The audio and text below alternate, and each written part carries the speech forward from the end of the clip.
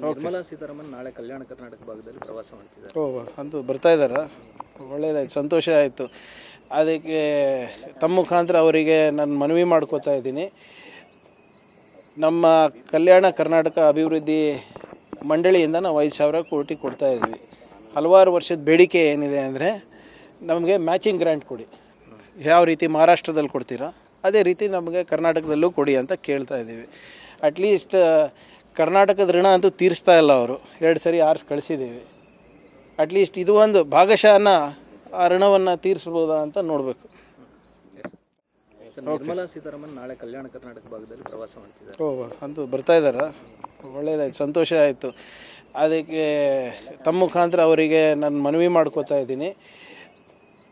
ನಮ್ಮ ಕಲ್ಯಾಣ ಕರ್ನಾಟಕ ಅಭಿವೃದ್ಧಿ ಮಂಡಳಿಯಿಂದ ನಾವು 5,000 ಕೋಟಿ ಕೊಡ್ತಾ ಇದ್ವಿ.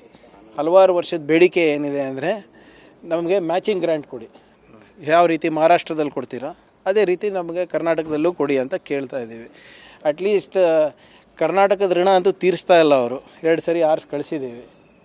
ಅಟ್ಲೀಸ್ಟ್ ಇದು ಒಂದು ಭಾಗಶಃನ ಆ ಋಣವನ್ನು ತೀರಿಸ್ಬೋದಾ ಅಂತ ನೋಡಬೇಕು.